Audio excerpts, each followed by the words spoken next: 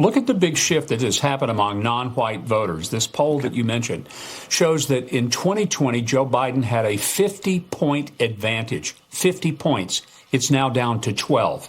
Sean, that's the kind of thing that is cataclysmic in political terms. It's just a stunning reversal.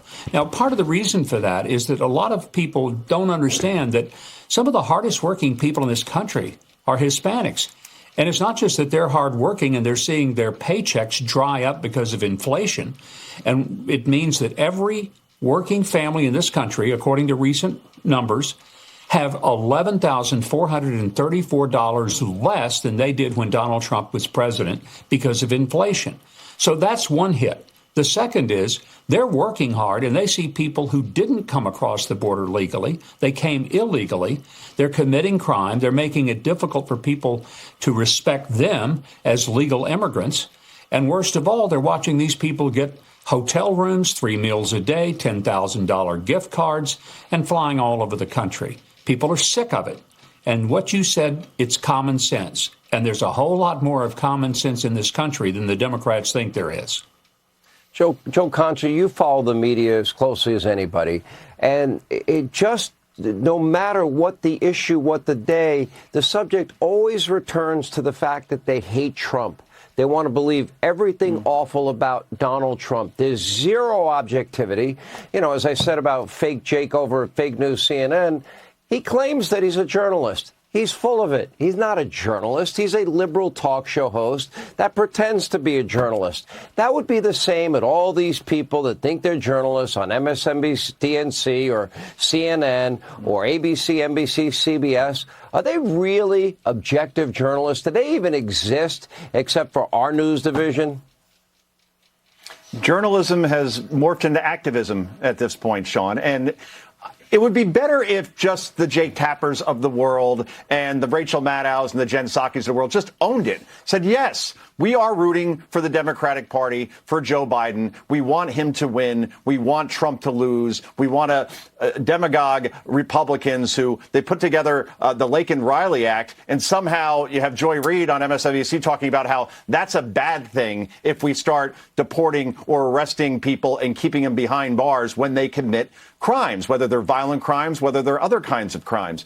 And all I know is now, when you look at the polling, if we go back to that for a second, I'm vexed. I mean, terribly vexed. I mean, I was told by the pom-pom brigade that we just talked about on other networks and in op-eds in the Washington Times and New York Post that last week's State of the Union address, that was supposed to reset the whole ball game, right? Was the beginning of the end for Trump, that Biden was feisty and he showed energy and had the passion of a sophomore on, you know, pixie sticks and jello shots on spring break. And now we're seeing Trump rising in the polls. And since the State of the Union, well, Biden has fallen back even further. So that tells you that, you know, old guy yelling and reading a teleprompter for an hour and doing a divisive speech by all polling shows that this was more divisive than a unity speech. It doesn't resonate well with voters. And it bears repeating again, in 7 swing states, North Carolina, Georgia, Arizona, Nevada, Wisconsin, Michigan, Pennsylvania, Joe Biden trails in all 7. Ohio and Florida, they're gone as far as being bellwether states. They are solid red. And Joe Biden isn't, you know, a Bordeaux. He's not going to get better with age as we get closer to the election, which is 230-something days away. And one has to believe that anytime he's outside of a teleprompter, outside anything that's remarks that are written for him, it's going to be clean up on aisle 1, 14, 19, and 27, as we've seen in the days since that State of the Union. I don't see how Democrats solve this at this point because there aren't going to be any more State of the Unions to at least try to prop them up outside Governor of the convention, Huckabee, of course.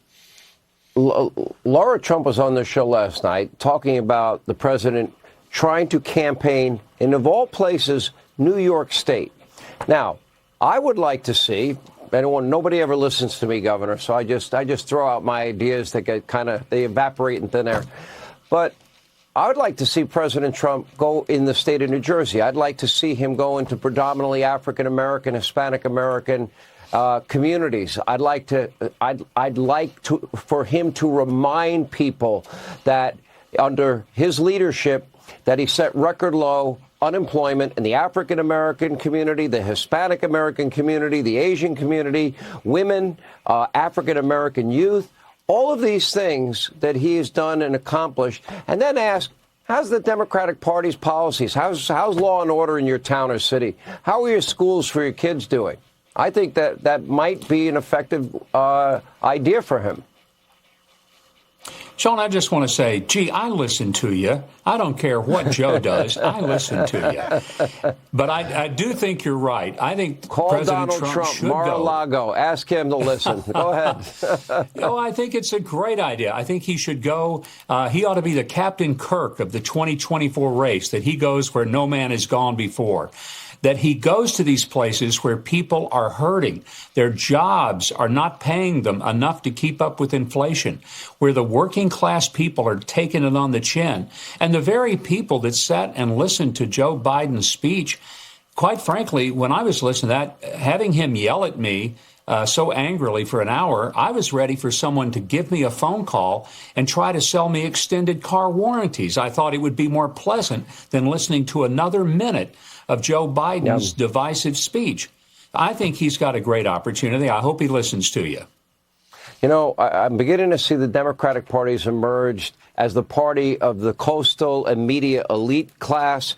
And Republicans are becoming the party of working men and women in this country. They're people that really do make the country great.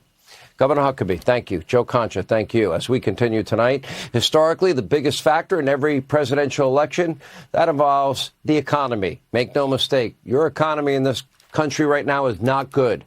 Get this. Americans now need more than $11,000 each year just to maintain the same standard of living under Joe Biden. Now, think about that. 44% of Americans, they don't have the funds to pay an unexpected $1,000 expense.